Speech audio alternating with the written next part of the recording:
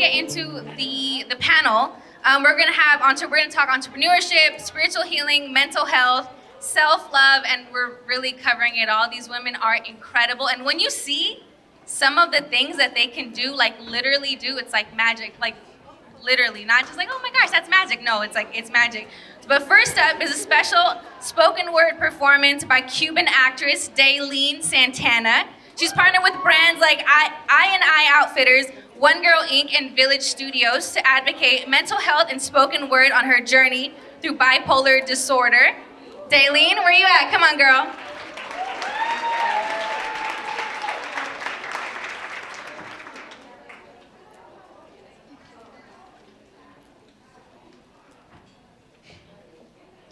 See, I've never seen an ugly without a story. And I've known ugly in all its ugly glory. But I usually place ugly in its own ugly category, like ugly takes up too much space, it needs its own territory. Now, I'm not trying to sound too accusatory, but when I speak of my illness, I put aside the ugly like it's obligatory. Because I feel like if I share my ugly, you'll get all discriminatory and leave comments, and that'll leave me in a racing mental purgatory. When I usually speak words of my illness, I usually speak words of forgiveness.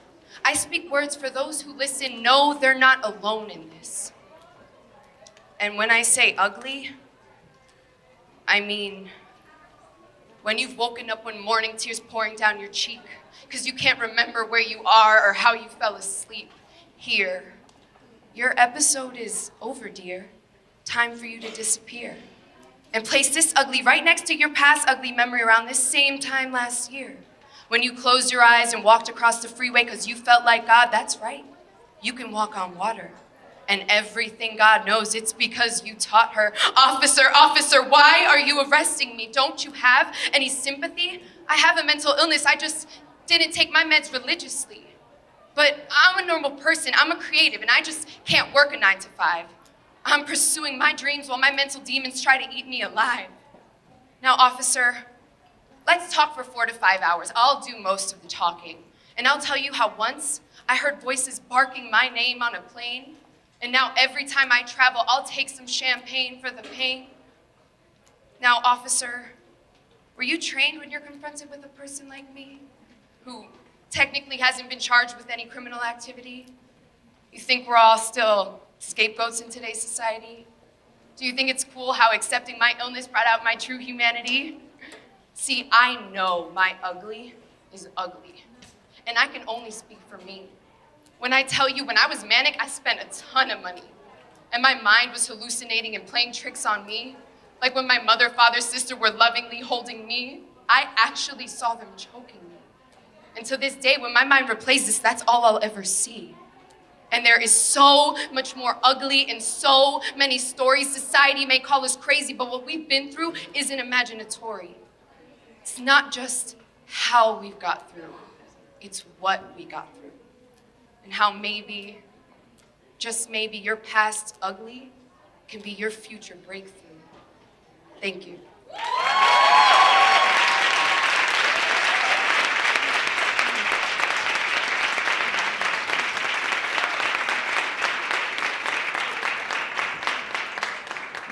Okay, I gotta be honest, this isn't the first time like watching you and like did anyone else like get like teary-eyed? Oh, that was powerful. All right, next up, I'm really excited to be sharing a stage with my best friend. Bruna Nessif is an advocate for personal development and a self-proclaimed hopeful romantic and author of Let That Shit Go, a journey of forgiveness, healing, and understanding love, by the way, that has sold hundreds around the world. And the founder of the website, The Problem with Dating. Please give a warm welcome to Bruna Nessif.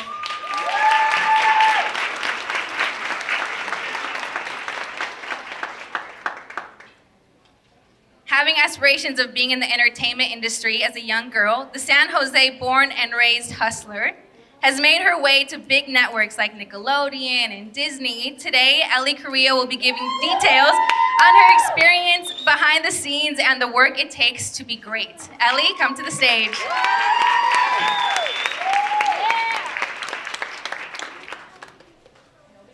Born in Los Altos de Jalisco, Mexico, and coming into this country undocumented. Oh, y'all know who I'm talking about already, huh?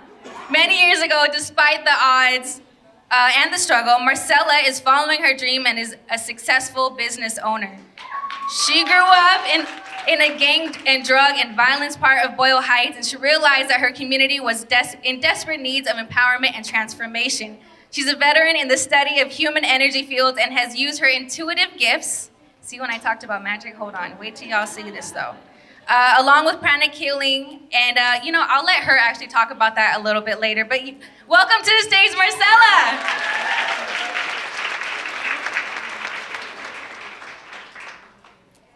All right, so a California native attending today's panel, also known as a loose warrior. Do you guys know who I'm talking about? Is a former local honored talent from Telemundo and Univision. Passionate about creating content, she pursued a career in film in Los Angeles, where she currently forms part of the operations team that launched Liongate's new streaming service, Pantalla. Did I say that right? Okay, cool. She's also an incredible spiritual and energy healer. And have you heard her podcast? Please give a round of applause for a loose warrior, Linda Garcia.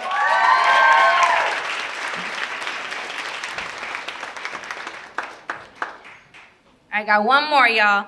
Making her way in today is a radio host on Live 105.5 FM, Casey Kelly. She's the founder of her own brand, Soulshine, empowering people with the tools for a thriving life and maintaining our mental fitness. Welcome to the stage. Hey, Casey.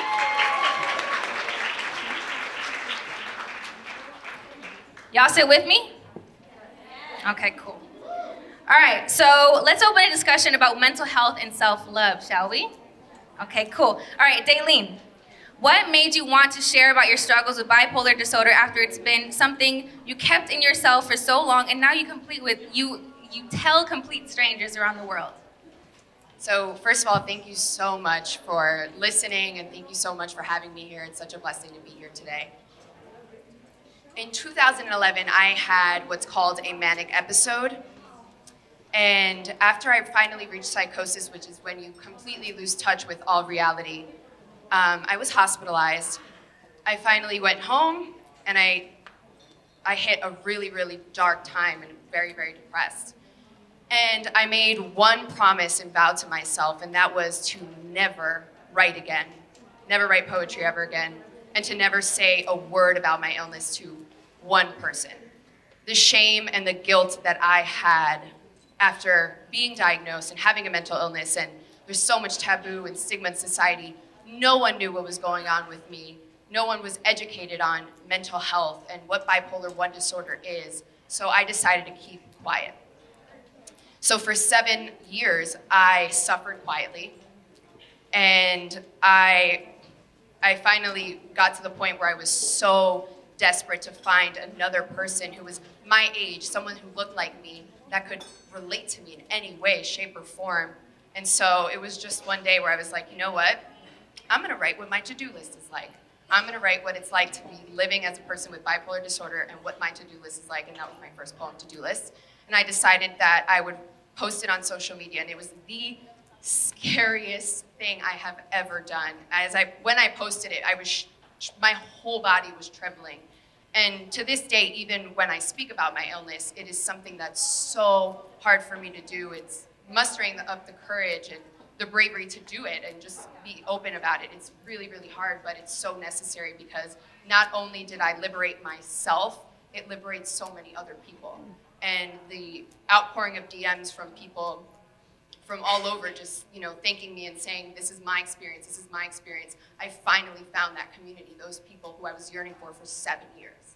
And it was really just a beautiful thing that happened, and I'm really grateful for it. Yeah, I'm glad you did, because there's something different that you bring to the stage when you speak your poetry. Not even if it's not your stage, your Instagram. Why don't you share your Instagram so everyone can follow you today? Yes.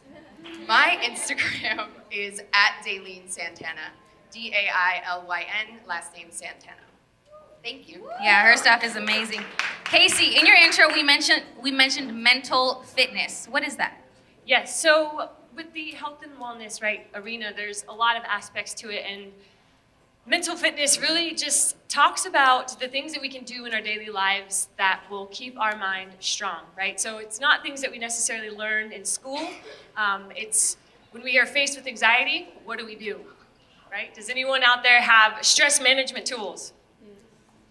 Yeah, okay, awesome. I love seeing the raised hands, but it's not something that I didn't get learned to really journal in school, that doing so can express our emotions and in turn help us go back and see what we are really feeling and going and addressing the issues that are, either patterns that we're seeing in our life or things that really need to draw attention. So mental fitness, I think, and also the fact too, I wanted to point this out, that it's like, it's okay and everyone's cheering you on when you hire a trainer to go get physically fit, right? Everyone's like, yes, go for it.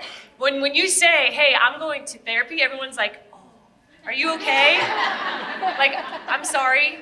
No, I mean, seriously, I grew up going to therapy. My mom has worked in a mental health field my whole entire life. Thank God that dialogue has been in our family.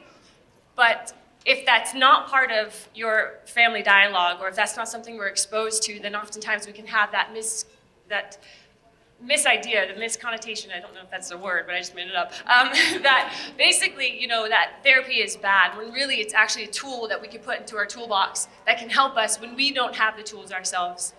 So that's what mental fitness is. And that's interesting, because that is like the perfect segue into my next question. So I'm a woman of color. Most of us are women of color. Most of this room is women of color. And oftentimes when we talk about mental health and mental fitness, this is my journey, okay? I'm not speaking for anybody else. When I told my mom I was going to therapy, her first thing was, but you're not crazy. Exactly. But that has there's such a different, crazy and taking care of your mental health is so different. And so the question that I have, let's make these quick, because I know we're actually on a really quick, tight time schedule. 1 minute answer. So how have you broken barriers to make your mental health a priority and convincing family and friends that you're not crazy for seeing a therapist, for meditating, or for whatever it is that you do to keep your mental health in check? Why don't we start with Dailyn and then head over down to Casey? So for me, it's interesting because I actually have an illness and I kind of did go crazy, as people would probably define it.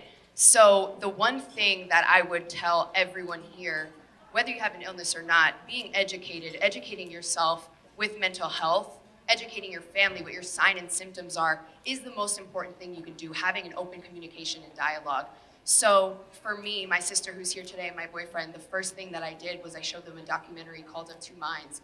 And it showcases a bipolar disorder in many different ranges of males and females of all different types of ages and facets of fields. And they got to see other perspectives of people living with my illness. And that helped them so much understand what I go through. And also, I'll make this quick, but asking for help is such a sign of strength. It is not a sign of weakness. Do not let anybody tell you that you are weak, that you're weak because you're asking for help.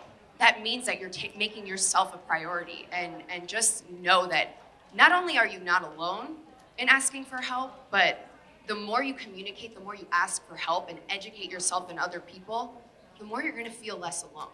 So always educate yourself, always educate the ones you love, and know that you are stronger because you're asking for help.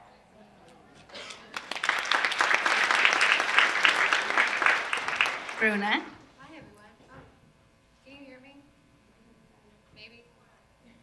Can you hear me now? Yeah. Thanks. So to put it simply, I just don't care what anyone else has to say about the way I live my life. And that is why she's my best friend.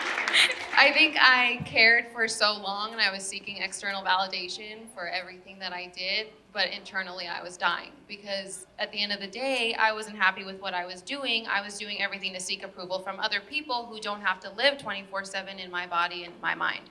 So I just started to follow my gut. I started to do meditation. I started to pick up self-love rituals and practices that felt good for me. And at the end of the day, if you're gonna criticize that, chances are you're projecting your own things on me. That's fine, we all do it. But I'm going to be a better person to be around. So why are you going to worry about how I get to that point? Just celebrate the fact that I'm caring about myself enough to be someone that you actually want to spend time with and who you see benefiting in a better way and evolving in a better way and can use as an example for your own life. So I don't say I don't care because I'm trying to be rude or sassy, even though I am sometimes.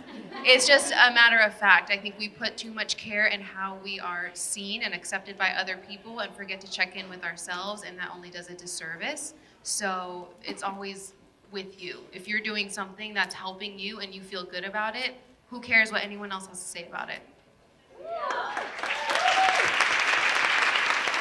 Ellie?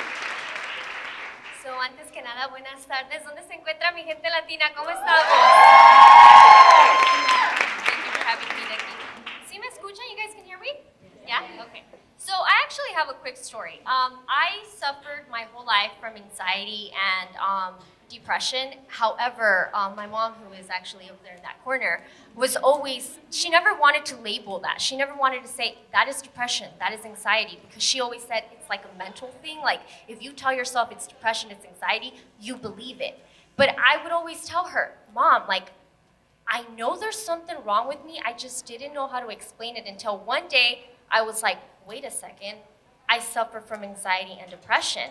And my sister, who also happens to be over there, would tell me, you know what, no, because now you're older and you know what anxiety is and you know what depression is, you're trying to put that in your head that you suffer from that, but you really don't. And I said, no, you don't understand. So a lot of the times I would hold myself back and not speak on it because I was afraid that my sister would tell me, well, you're crazy, you're just making yourself believe that. Or, no, it's just like because anxiety is such a popular thing on social media, like, I'm depressed, I'm anxious, everyone just wants attention, you know, because you want people to feel sorry for you. Like, it's kind of like the in thing, it's so crazy.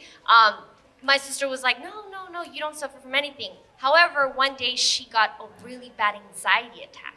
And I said, bam, you just suffered from anxiety.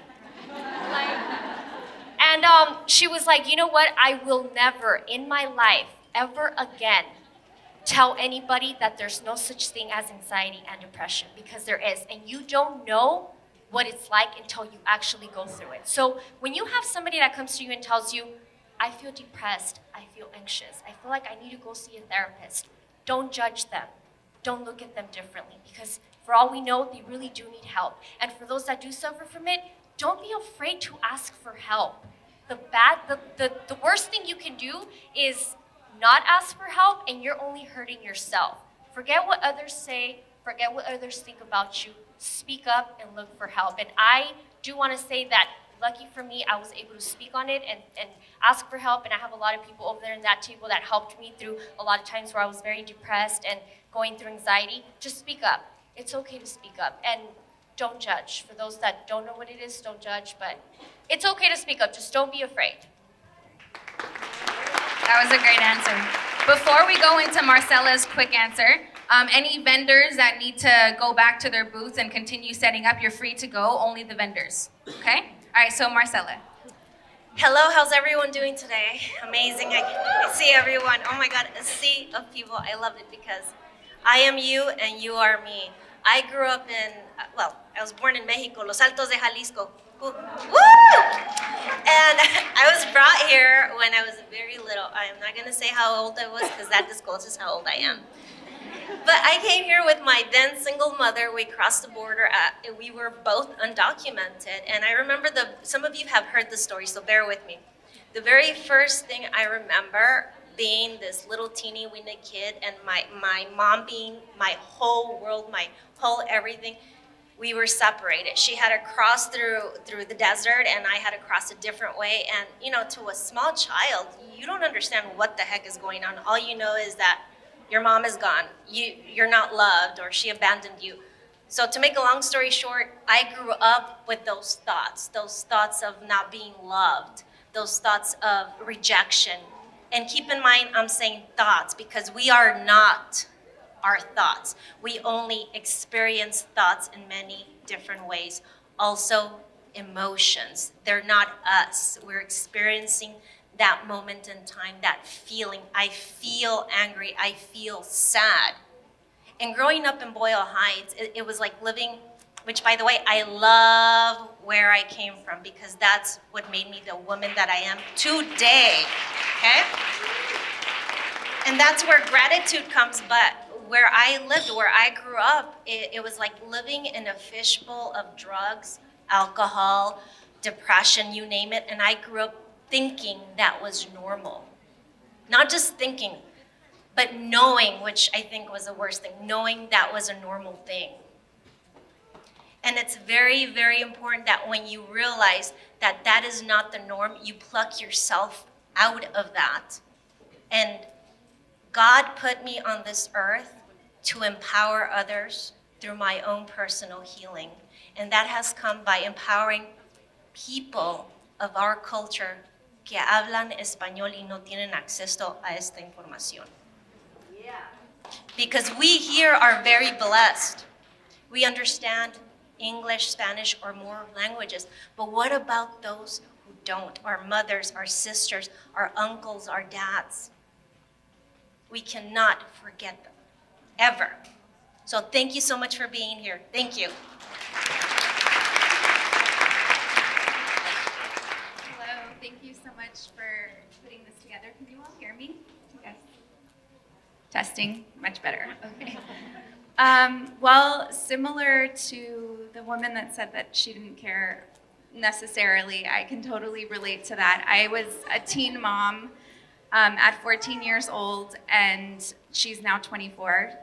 So we've gone through so many trials and so many tribulations, and for such a long time, I was really trying to get my family to approve of the quote-unquote mistake that I had made as an adolescent, and striving for love externally. That at one point, I really had to find inner strength and understand that really the only love I needed was from myself, Source, God.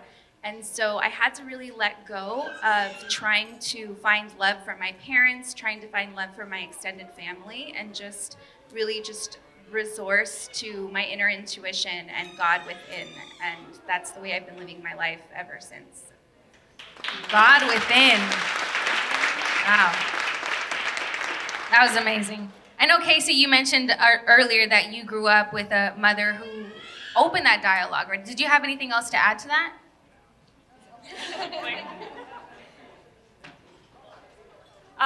Yeah, so I would say I'm very grateful that my mom introduced that dialogue and that she took the initial step to stop patterns and generational patterns of abuse, emotional and physical, on herself. She took that by going to therapy, and then she set the example for our family, for my sister and I, which I love her so much, it's gonna make me cry.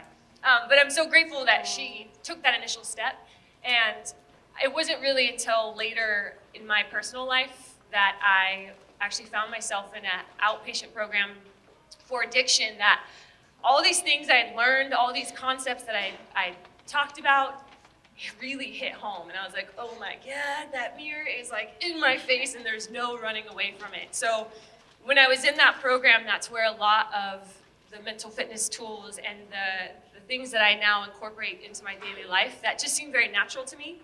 And I'm really proud to say it's like 5 years I've been sober. And it's for anyone out there. It's weird sharing that, but it's something I, am very, it's a part of my life now. And I think for all of us, whether you're in sobriety or whether you're not, there are some beautiful gifts that we can learn and that we can embrace. And it's doing the work and not being afraid to do the work, and knowing that we are connected and that we all are going through very similar things. It might be a little different, it might look a little different, but just to really never feel alone, and just to know that there are people out there that can help you. If you're finding yourself up against a wall and you don't know what to do, ask for help. And really just, I don't know, just know that there are people that will love on you. Sometimes you just need to find them. And you can come to me. Talking about love, Bruna, you mentioned self-love a lot in your book, but also just in daily life, on Twitter, on Instagram, so on and so forth. What is a sign that you would say that you don't love yourself yet? That is a great question. Told you it was coming, yeah. I know. she's like, I have a surprise question for you. And I'm like, cool. I think, at least for me, I mean, I can't speak for the general public, but for me, it was really taking a look at my life and my surroundings and the people that I kept choosing to invest my energy into. And quite frankly, and I'm talking about relationships here, I was investing my energy into a lot of men who were treating me like sheesh. They're kids, right? Sheesh. So after a long time of that recurring cycle, you know, bless your friends who always want to make you feel like you are great and you are enough and you are beautiful and intelligent, and maybe the guy's intimidated and maybe you scare him because you're so accomplished and all these great things, which are also true. But there comes a time where you're like, okay, I'm the common denominator in this situation. So what is it that I am refusing to acknowledge? And for me, it was that I was going after love I thought I deserved and not necessarily the love that I actually needed in my life, because I didn't know what it looked like. I couldn't give it to myself, so how can I even recognize it in another person when it's being given to me? So instead, I was trying to fill a void through other people. I was trying to build homes in other people. And when you do that, it's so quick for it to go away, and then you're back to square one and you don't know what to do. So I really needed to hold myself accountable. I needed to be very honest about where I was, what I thought about myself, how my internal dialogue was so different from what I kept hearing about everyone who got to experience me. But for whatever reason, I didn't experience myself that way. And it was like, why? Why do I think of myself so much lower than those who get to see me and experience my energy and my heart and my love, and yet I'm so much harder on myself? So I don't think we acknowledge how much harder self-love is than just loving in general. And I think we try to use our love for other people as a stand-in for the love that we may not have for ourselves, or as a reason for them to love us enough so that we feel worthy of the love we refuse to give ourselves. So it's tough, to say the least. But I think when you're honest with yourself, that's the first step. And if you can hold yourself accountable and really start, like you were talking about the mirror, that mirror is your best friend. Even if it's showing you something you don't want to see, you need to see it. So pay attention to that.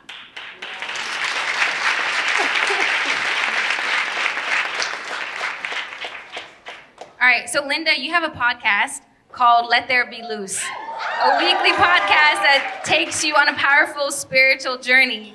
What is that? What does that spiritual journey look like? And just remember, we're like on a tight schedule, so try to keep it short. So the spiritual journey really consists of more storytelling. I do believe myself to be a healer to myself, and the only thing I want to advocate for is that there is a healer within you as well. And so I love to tell my own personal stories and how I reached healing through that journey. The base and the foundation of Let There Be Loose is the Moon Cycle series, where I educate women on the phases that we go through throughout the month during menstruation, when women bleed, and how to deal with that energy that you're dealing with and you're flowing into week after week, because it is the energy that rules your home. And it can rule you. But if you know how to empower yourself and use the phases to help you, then it can only help you expand in ways that you've never even dreamed of. When I first came into this information, I began to expand. It completely changed my life. So much so that I was like, I have to start a podcast and let everybody know, like, guess what I found out? I was so angry that I was 37 years old, and I was barely learning about this information now. So that's the basis of Let There Be Loose. And where can people listen to your podcast? You can listen on Spotify, iTunes, anywhere that you can listen to, where you listen to podcasts, we're most likely there. Cool. And y'all listen already, right? Marcela, do you mind standing up and demonstrating to the audience what you did to me today and explain what that was? Well, it depends on what it is. Okay, so I'm gonna actually take this over here. So Marcela as well as Linda are both spiritual healers. And I'm gonna do it like a very light explanation. You can explain it way more than I can. But what they do is incredible with the energy that you carry in your body, the energy that's in this room. Like an example of that is when the last panel ended, and then it was loud, and then it was calm, and then Dailyn came up. See how that energy shifted, right? Okay, so what Marcela did on my body, on my back, literally, I have a pain in my back, and she just did some interesting thing. I didn't even see what she did back there because I don't have eyes back there. So why don't you describe a little bit about what you did, maybe do it again because I got that little pain back again. Well, thank you so much. And you know, it's important to realize that Marcela's not the healer. It all comes from God, a greater source, a higher source. It's just knowing that we are a child of God and channeling that energy through us for purposes of self-healing and helping others heal. Right? All right. Do you mind turning that way? So she was complaining of her back. Actually, this way if you don't mind. Oh, that way. Yeah. And in pranic healing, we study 12 major energy centers. Pranic healing is like an energy healing modality. In this particular energy center area, we hold a lot of resentment, a lot of energy that we do not express. Have you ever heard junk in the trunk or out of sight, out of mind? Guess what? We all have it and we store it right there. So when things happen or they become activated for whatever reason, in pranic healing, we really don't care because the past is the past. We want to focus on the now, heal the now so we can move forward. So what I did with my hand, we studied to, remove the dirty or toxic energy from our energy field. All I did was sweep. That's all we do. We sweep the energy. And do you mind sharing what you felt? Because I feel it. It feels like wind kind of going, but like hitting me harder. I know that you're not touching me. I know there's no wind in here, but it feels like there's wind, I guess. You can turn back to the audience. And we all have the ability to do this. Like Linda said, we are the healers of our lives. Everybody is. And with a quick sweep of our body, with our hand, we're able to let go of certain emotions and certain thoughts that hinder us from being who we were put on this earth to be. Do we have a few seconds for a little minute? Oh, perfect. So I may warn you, this, go ahead. Is it just a few seconds? Okay, so we're gonna end with this. It's very quick. May warn you, this exercise may cause just one side effect. You may feel better. So all you do is you visualize a whiteboard in front of you, okay?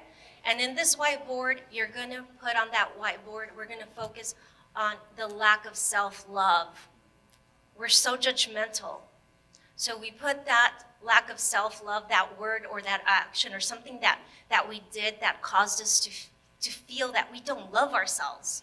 And all we do is we visualize like we're erasing the heck out of it. Erase, and we're back to that white board. And then you place yourself, loving yourself, being who you are meant to be on this earth, successful, abundant, healthy, happy, and being of service to others. And then you let it go, you release it into the sun, and that's it. That's all you do. Thank you, wow. Every single woman in this room is amazing. Every woman on this panel is amazing. And I really wish we had more time to really dive deep in each of your powers, everything that you guys hold within. But unfortunately, we gotta wrap this up. So I just wanna thank everyone here. We're gonna be introducing, dancers next. Where's Kat? Okay. So thank you, everybody. My name is Nicky Garcia. You can follow me at Her Own Lane. Thank you for being here today, Kat.